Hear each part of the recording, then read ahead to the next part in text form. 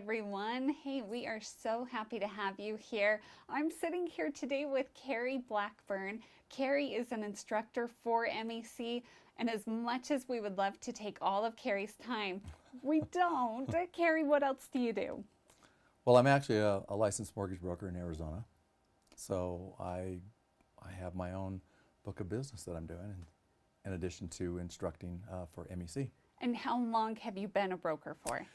I started as a broker in February of 2019. Oh, is that right? So you are right in the thick of having your own business established. You went through everything like the rest of us through the pandemic, and seeing how the pandemic really affected and changed the industry so much. What have you done? What do you feel like has worked for you by way of navigating these weird changes that we've gone through over the last couple of years? Well, one of the things whenever I've done a live webinar, one of the things that I talk about quite often with the participants is how fortunate that we have been to be in this industry during that uncertain time, because as you know, interest rates were incredibly low, a lot of refinancing happening. And so I always like to make it a point to talk to all those in this industry how fortunate we were, and also have a heart to help those that literally have gone through some really difficult times because of the pandemic. What a beautiful point to make too, and I think you're spot on. So many people get into this industry because they do want to help people, because there is that need to want to assist other people, especially when going through a hard time. Yeah. With your instructing, what do you feel like is kind of that passion project for you? Where do you really feel yourself come alive? Well, that's a really good question, because when I first was asked to instruct with David Luna, I mean, obviously I'm panic city like anybody would, because David is David Luna. But as I've been going into this, the thing that really has probably been the spice of life for me is not only instructing with passion as to what we do, but I like to infuse how we can actually be better people in our industry. You know, it's one thing to actually be focused on our loans and how much am I going to make on this deal, and then you forget the people.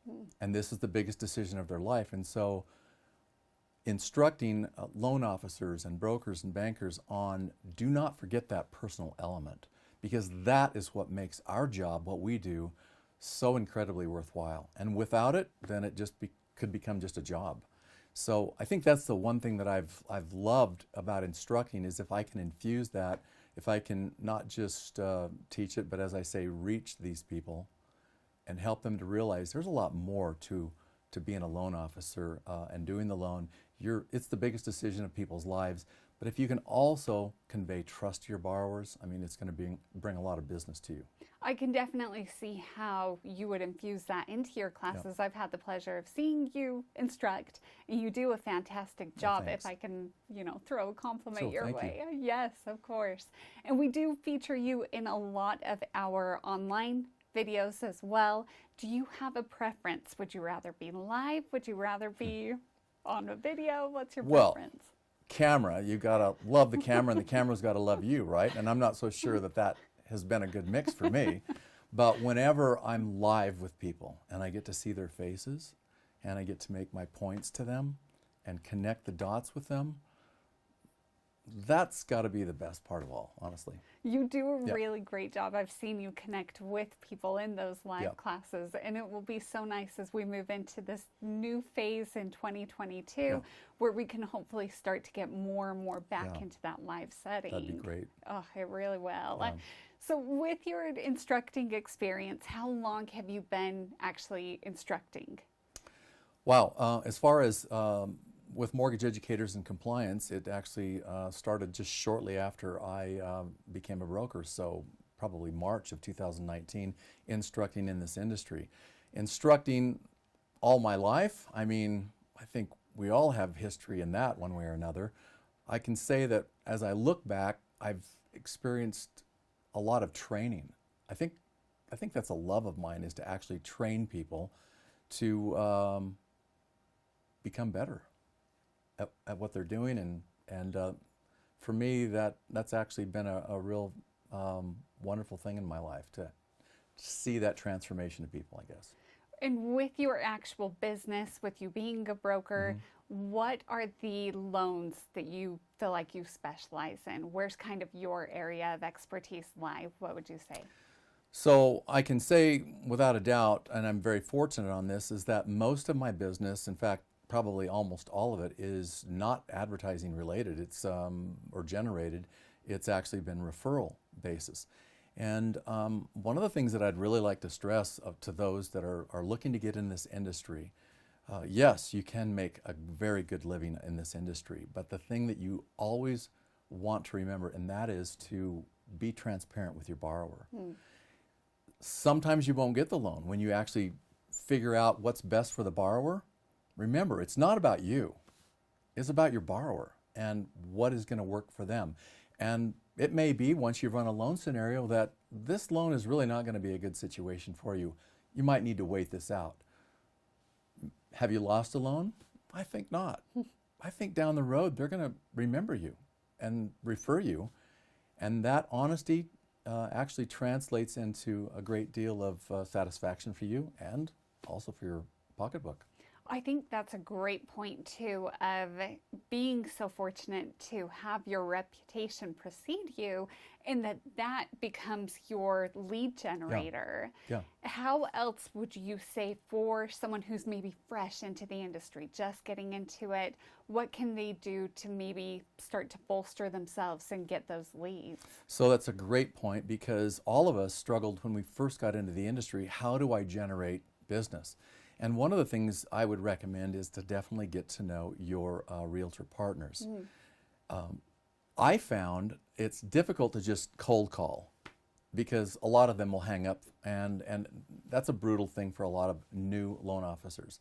So one of the great things that actually brought me a lot of business on the onset was that I would do lunch and learns. Oh, okay. So I would create a topic, and then I would actually invite with a realtor that was actually going to be doing continuing education.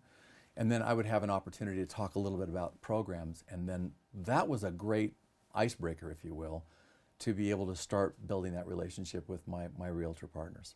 That's great advice. Yeah. When you were fresh and getting into it, where would you go that you were finding this knowledge so that you yourself felt comfortable getting up in front of others and coming across as that expert? Wow. You know, it's interesting because we all have our insecurities. I don't care who you are. And starting out, you're like, you have the deer in the headlight look. You're like, how do I begin to do this? How do I make this happen? And there were several years where money was very tight. How am I going to get this loan going through? So as I built up my realtor partners, that actually helped me to feel more confident about what I was doing. But every one of you that are in this industry or looking to get into this industry, remember, knowledge is power. And so you should take at least maybe 30 minutes a day, because and actually read up on things, guidelines, policies with Fannie, Freddie, to be able to stay on top of what's happening in the industry, because it's always changing. Now, as far as becoming an expert in instructing, well, I would say I probably don't consider myself as that. The thing that I like to do is to be able to reach people. Now, if that puts me into an expert status, well, I don't view myself as that. But if I can reach somebody, and then I'm happy that way. I can assure you, we wouldn't have you as an instructor if we didn't think you were an expert. You are definitely an expert in what you do. So in kind of revisiting where you are saying go back and take that 30 minutes a day, at least 30 minutes a day, find that knowledge, educate yourself, and just really push yourself to grow and dive deeper into some of these things that maybe a traditional LO wouldn't jump into.